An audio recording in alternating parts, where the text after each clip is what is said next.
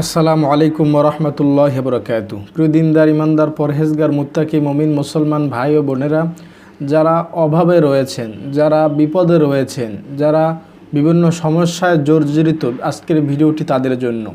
দর্শক, আপনি যদি অভাবে থেকে থাকেন, বিপদে পড়ে থাকেন, বিভিন্ন সমস্যার জর্জরিত হয়ে থাকেন, অসুস্থ হয়ে থাকেন, অথবা সন্তানের প্রয়োজন হয়, অথবা টাকা পয়সার প্রয়োজন হয়, ঋণ থেকে মুক্তির প্রয়োজন হয়, তাহলে এই দোয়াটি আপনি পাঠ করবেন। দোয়া মাত্র দুইটি শব্দের দোয়া। এই দুই শব্দের দোয়াটি যদি আপনি পাঠ করেন, ইনশাআল্লাহ আল্লাহ তাআলা আপনার সব অভাব, সব সমস্যা দূর করে দিবেন।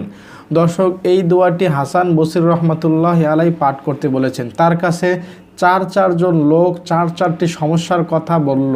তিনি চারজনকেই এই দোয়াটি পাঠ করতে বললেন। এক ব্যক্তি এসে বললেন, হাসান বসরিকে বললেন, হুজুর আমার বৃষ্টির প্রয়োজন। তখন তিনি তাকে বললেন, এই দোয়াটি পড়ো। আপনারা দেখতে পাচ্ছেন আস্তাগফিরুল্লাহ, এই দুই শব্দের দোয়াটি তাকে পাঠ করতে বললেন।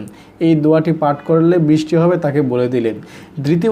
দ্বিতীয় আরেকজন ব্যক্তি এসে বলল, হুজুর আমার সন্তানের প্রয়োজন। তখন তিনি তাকে বললেন, তুমি আস্তাগফিরুল্লাহ পাঠ করো, তাহলে সন্তান হবে।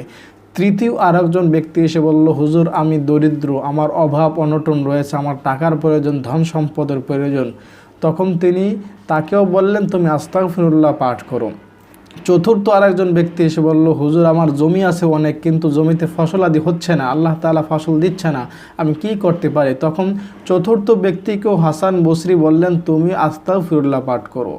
উপস্থিত লোকেরা যারা এই কথাগুলো শুনলো, তখন তারা হুজুরকে জিজ্ঞাসা করলো, হাসান বসরিকে জিজ্ঞাসা করলো, হুজুর আপনাকে চারজন লোক চারটা অভিযোগ করলো, চারটা সমস্যার কথা বলল, কিন্তু আপনি সমাধান দিলেন একটি, ঔষধ দিলেন একটি, সবাইকে আস্তাগফিরুল্লাহ পাঠ করতে বললেন, কারণটা কি বুঝলাম না।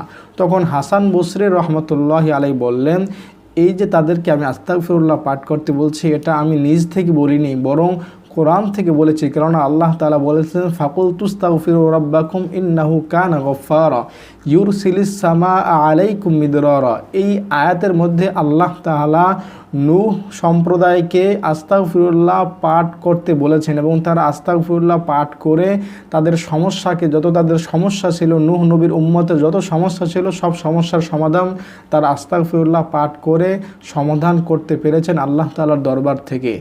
এই আয়াতের ভিত্তিতেই হাসান বসরি রহমতুল্লাহি আলাইহি চারজন ব্যক্তিকেই আস্তাগফিরুল্লাহ পাঠ করতে বলেছেন। সুতরাং আপনার যেই অভাবেই হোক না কেন, আপনি সেই অভাব পূরণ করার জন্য, যেই বিপদেই হোক না কেন, সেই বিপদ থেকে মুক্তির জন্য আস্তাগফিরুল্লাহ যদি পাঠ করতে পারেন, ইনশাআল্লাহ আল্লাহ তাআলা আপনার সেই বিপদকে দূর করে দেবেন, সেই অভাবকে দূর করে দিবেন। দর্শক, এই আস্তাগফিরুল্লাহ প্রতিদিন পাঠ করবেন। যখন স্মরণ হবে আস্তাগফিরুল্লাহ কথা, তখনই পাঠ করবেন। মোনাজাত যখন ধরবেন, মোনাজাতের আগে আস্তাগফিরুল্লাহ পড়বেন, মোনাজাত ধরে আস্তাগফিরুল্লাহ পড়বেন, এবং যখনই স্মরণ হবে আস্তাগফিরুল্লাহ কথা, তখনই আস্তাগফিরুল্লাহ পাঠ করবেন। আর এক হাদিসে এসছে, আস্তাগফিরুল্লাহ কেউ যদি বেশি বেশি পাঠ করে, তাহলে আল্লাহ তাআলা তার সংকীর্ণ অবস্থা থেকে মুক্তি দিবেন, এবং তাকে অভাব অনটন থেকে মুক্তি দিবেন, তাকে একটা প্রশস্ত জীবন দান করবেন। প্রিয় দর্শক, আশা করি ভিডিওটি ভালো লেগেছে। যদি ভালো লেগে থাকে তাহলে একটি লাইক দিয়ে যাবেন এবং শেয়ার করবেন ভিডিওটি আপনার বন্ধু বান্ধবের মাঝে, যাতে তারাও জানতে পারে, তারাও তাদের অভাব অনটন দূর করতে পারে, তাদের দারিদ্র হালত দূর করতে পারে, তাদের যাবতীয় সমস্যার সমাধান আস্তাগফিরুল্লাহ পাঠ করে দূর করতে পারে, সমাধান করতে পারে।